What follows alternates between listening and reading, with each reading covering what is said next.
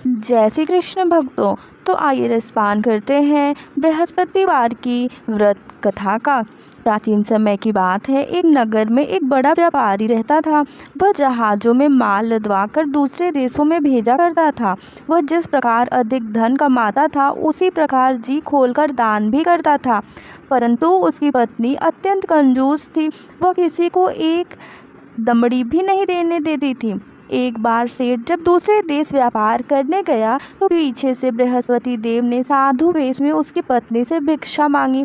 व्यापारी की पत्नी बृहस्पति देव से बोली, हे साधु महाराज, मैं इस दान और पुण्य से तंग आ गई हूँ। आप कोई ऐसा उपाय बताएं जिससे मेरा सारा धन नष्ट हो जाए और मैं आराम से रह सकूं। मैं यह धन लूटता हुआ नहीं देख सकती। बृहस्पति देव ने कहा, हे देवी, तुम बड़े विचित्र हो। संतान और धन से कोई दुखी होता है?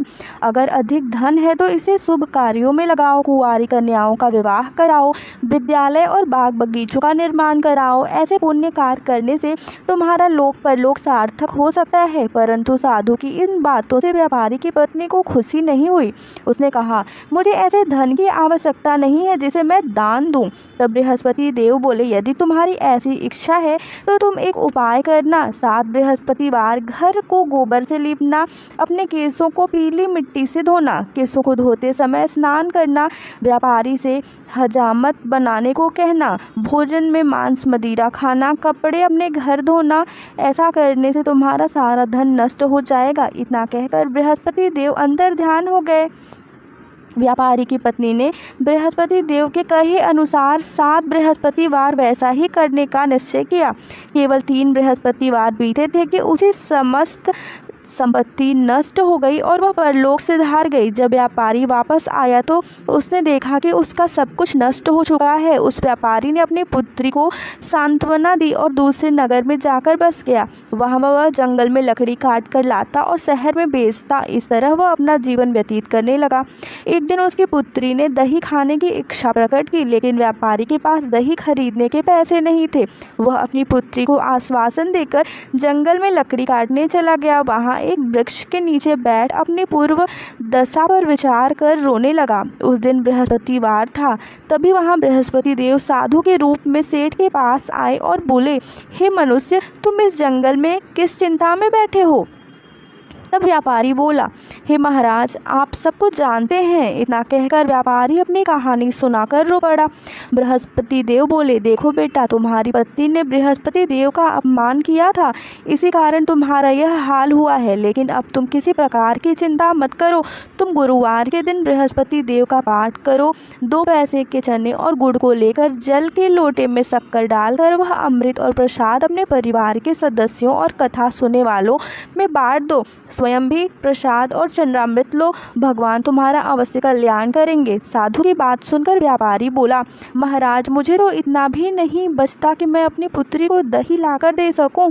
इस पर साधु जी बोले, तुम लकड़ियां शहर में बेचने जाना। तुम्हें लकड़ियां के दाम पहले से चौगुने मिलेंगे, जिससे तुम्हारे सारे कार्य सिद्ध हो जाएंगे। उसने लकड़ियां काटी और शहर में बेचने के लिए चल पड़ा। उसकी लकड़ियां अच्छे दाम में बिक गई, जिससे उसने अपनी पुत्री के लिए दही लिया और गुरुवार की कथा हेतु चना गुड़ लेकर कथा की ओर प्रसाद बांटकर स्वयं भी खाया।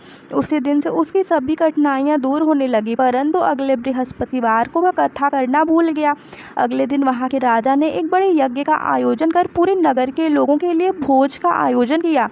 राजा की आज्ञा अनुसार पूरा नगर राजा के महल में भोज करने आया, लेकिन व्यापारी व उसकी पुत्री तनिक विलंब से पहुंचे।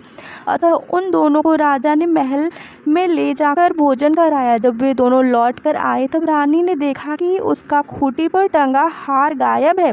रानी को व्यापारी और उसकी पुत्री पर संदेह हुआ कि उसका हार उन दोनों ने ही चुराया है। राजा की आज्ञा से उन दोनों को कारावास की कोठरी में कैद कर दिया गया। कैद में पड़कर दोनों अत्यंत दुखी हुए। वहां उन्होंने बृहस्पति देवता का स्मरण किया। बृहस्पति देव ने प्रकट होकर व्यापारी को उसकी भूल का आभास कराया और उन्हें सलाह दी कि गुरुवार के दिन कैद खाने के दरवाजे पर तुम्हें 2 पैसे मिलेंगे। उनसे तुम चने और मुनक्का मंगलवार मंगवा कर विधिपूर्वक बृहस्पति देवता का पूजन करना, तुम्हारे सब दुख दूर होंगे। बृहस्पतिवार को कैद खाने के द्वारा पर उन्हें 2 पैसे मिले। बाहर सड़क पर एक स्त्री जा रही थी। व्यापारी ने उसे बुलवाकर गुड़ और चने लाने को कहा। इस पर वह स्त्री बोली, मैं अपनी बहू के लिए गहने लेने जा रही हूँ, मेरे पास समय नहीं है। इतना कहकर वह चली गई। थोड़ी देर बाद वहाँ एक और स्त्री निकली। व्यापारी ने उसे बुलाकर कहा कि हे बहन, मुझे बृहस्पतिवार की कथा करनी है, तुम मुझे 2 पैसे का गुड़ चना लाकर दे दो। बृहस्पति देव का नाम सुनकर वह स्त्री बोली, भाई मैं तुम्हें अभी गुड़ चना लाकर देती हूँ।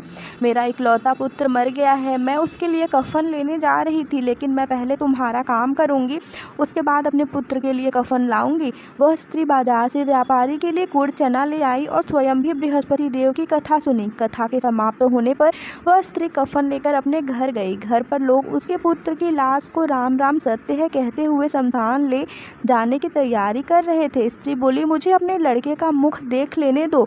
अपने पुत्र का मुख देखकर उस स्त्री ने उसके मुंह में प्रसाद और चरणामृत डाला। प्रसाद और चरणामृत के प्रभाव से वह पुनर्जीवित हो गया। पहली स्त्री जिसने बृहस्पति देव का निरादर किया था, वह अपने पुत्र के विवाह हेतु पुत्र वधू के लिए गहने लेकर लौटी और जैसे ही उसका पुत्र घोड़ी पर बैठकर निकला, वैसे ही घोड़ी ने ऐसी उछाल मारी कि वह घोड़ी से गिरकर मर गया। यह देख स्त्री रो रो कर बृहस्पति देव से क्षमा याचना करने लगी।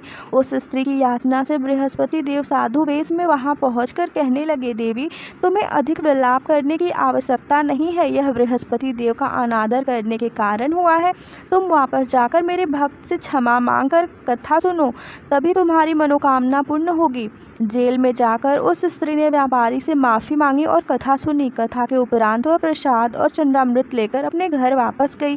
घर आकर उसने चरणामृत अपने मृत पुत्र के मुख में डाला।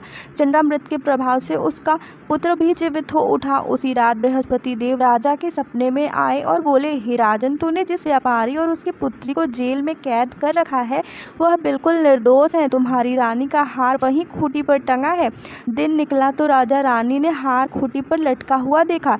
राजा ने उस व्यापारी और उसकी पुत्री को रिहा कर दिया और उन्हें आधा राज्य देकर उनकी पुत्री का विवाह उच्च कुल में करवाकर दहेज में हीरे जवाहरात दिए। तो इस प्रकार से बृहस्पतिवार की कथा संपूर्ण हुई। जय श्री कृष्ण।